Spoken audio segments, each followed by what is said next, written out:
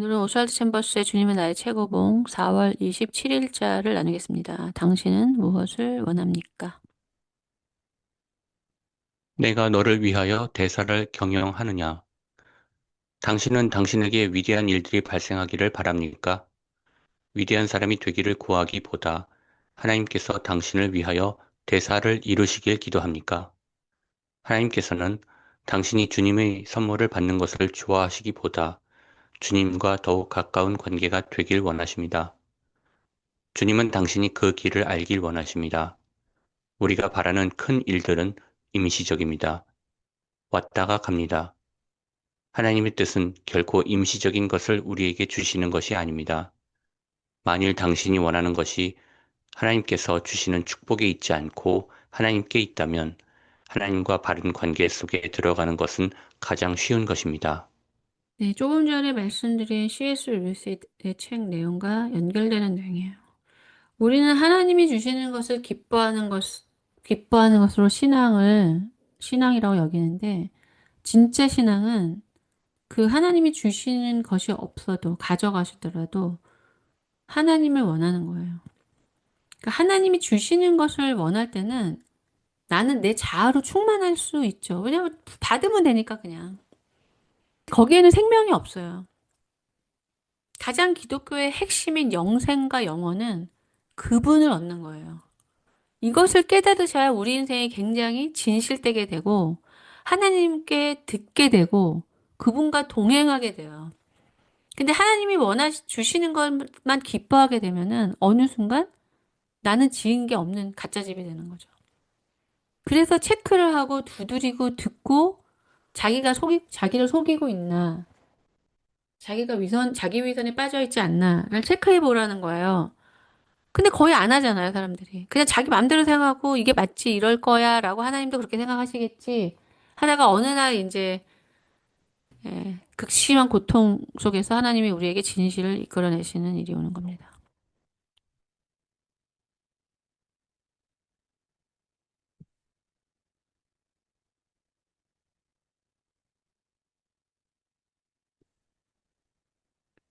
하나님께 나아오는 이유가 단지 물질이라면 당신은 온전한 헌신의 첫 단계에도 들어오지 못한 상태입니다. 당신은 단지 스스로 볼 때 그리스도인일 뿐입니다.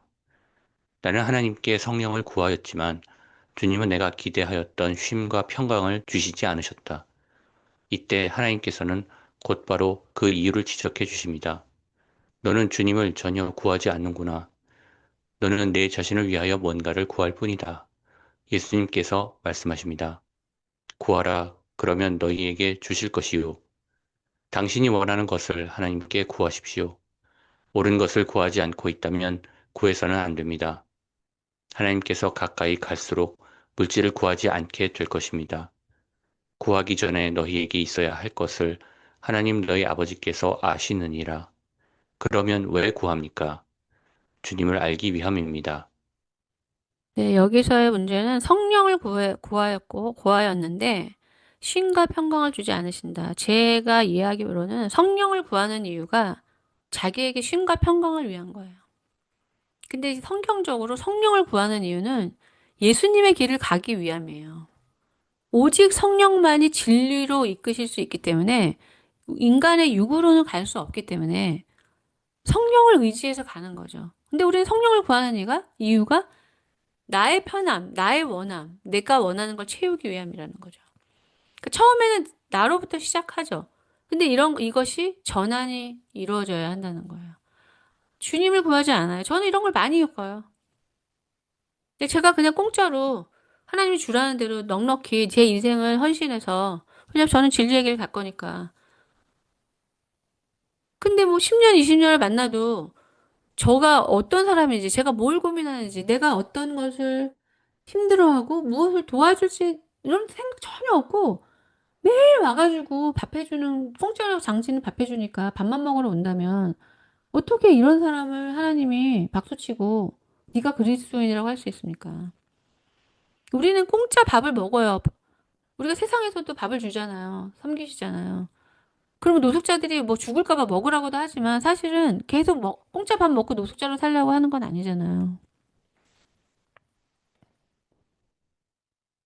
네, 주시지 않는 이유, 성령을 구하지 않는 이유는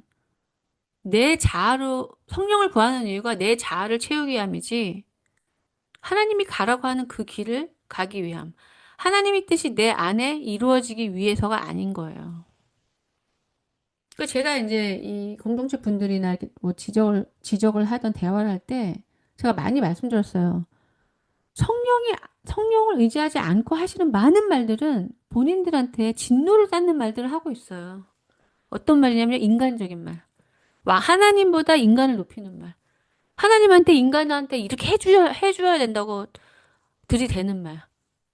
하나님보다 인간을 자기가 더 사랑해가지고 요구하는 말. 저는 그런 거 듣는 게 무서워요. 그러면서 그게 엄청난 사랑이라고 계속 말하고 있는 거예요. 뭐 하나님이 당신보다 사랑이 적어서 고통을 주시겠습니까? 그런 사람한테는 하나님이 가까이 있을 수가 없어요. 그럼 하나님이 가까이 있지 않으면은 특징이 나타나죠. 사람들이 가까이 할 수가 없어요. 그런 사람은. 하나님이 가까이 있는 사람이어야지 그 사람 안에 사랑이 있는 거고 지혜가 있는 거죠. 하나님과 접속되고 성령께 이끌리고 내가 복종돼서 나는 지혜가 없고 나는 하나님의 뜻을 모르고 나는 언제나 자기중심성을 벗어날 수 없다라는 이 깨달음이 생명을 얻는데 방해가 되는, 그러니까 이 깨달음이 방해가 되는 게 아니라 내 자아가 방해가 되기 때문에 언제나 성령을 존중하고 의지하려고 하지 않고 매일매일 자아가 충만해가지고 하나님이 해주신다는 것도 아닌데 막 요구하고 따지고 가르치고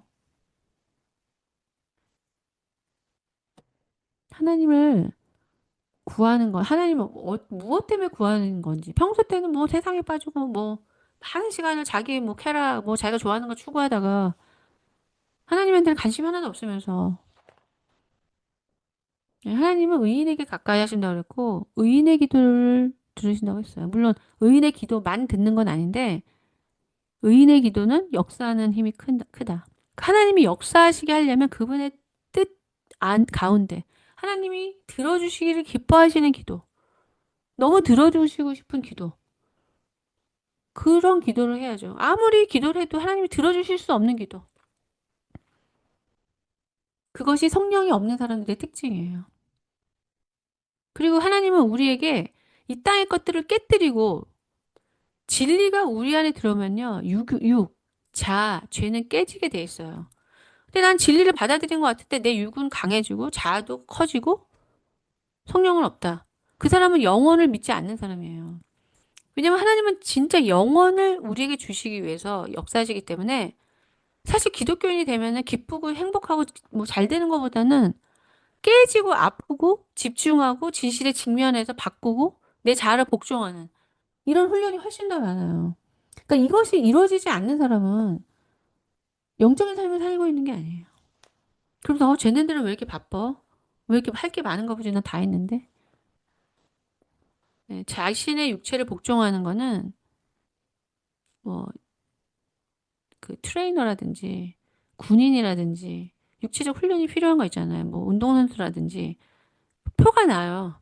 훈련을 해야지만 그것이 아름답게 능숙하게 유익하게 나오죠. 훈련하지 않은 사람은 지식만 있기 때문에 무익해요. 하나님 쓰실 때도.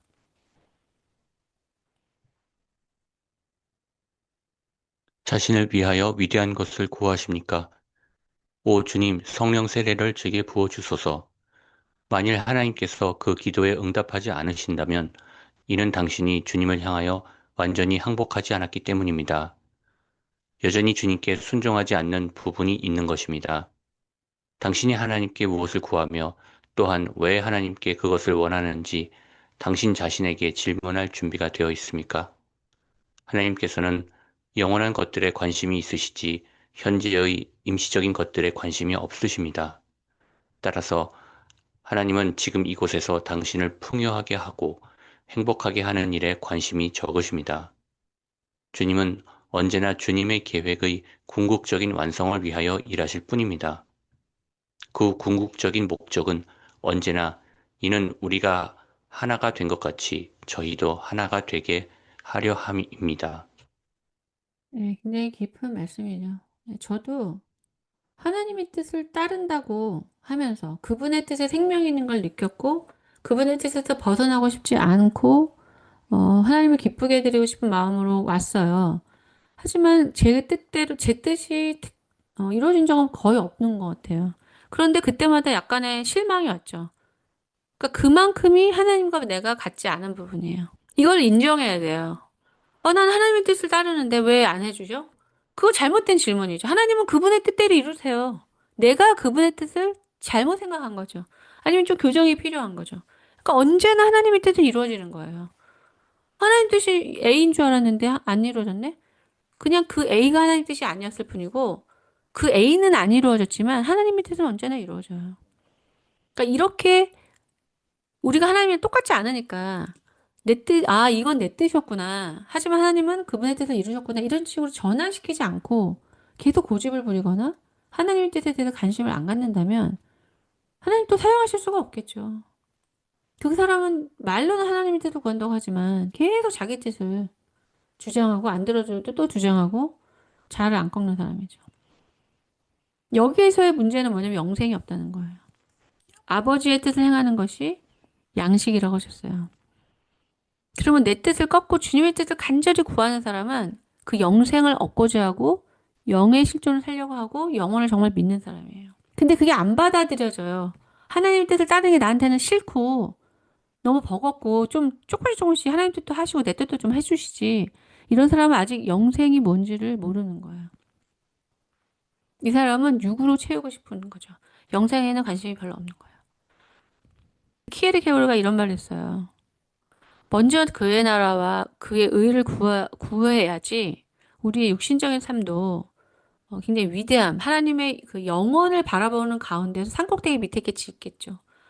하지만 우리가 하나님의 나라와 의를 구하지 않으면 우리는 그걸 잃어버린다고 말했어요. 잊게 되는 거예요. 그 개념에 대해서.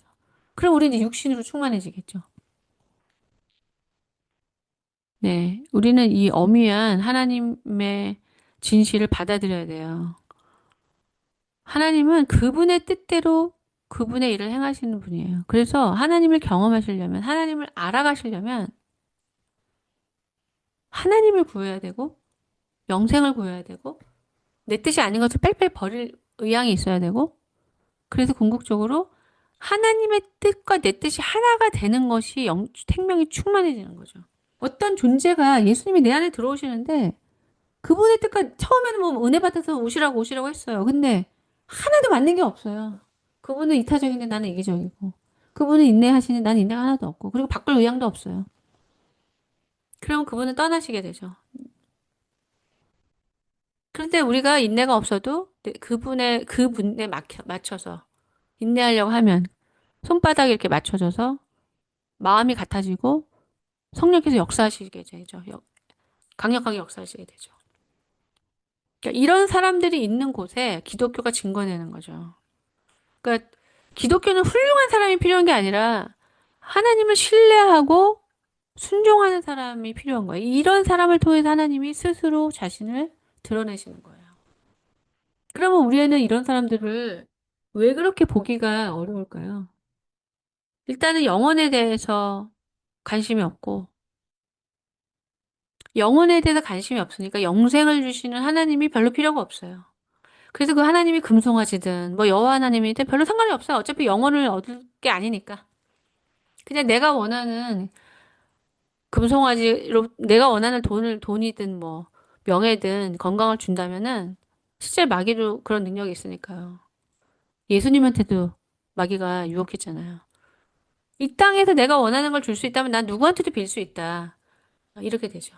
오직 영생, 영원, 기독교에서 말하는 이것을 원하는 사람만 복종을 통해서 주님과 연합되는 그 삶을 살 수 있습니다. 네, 이상으로 4월 27일 최고봉을 마치겠습니다.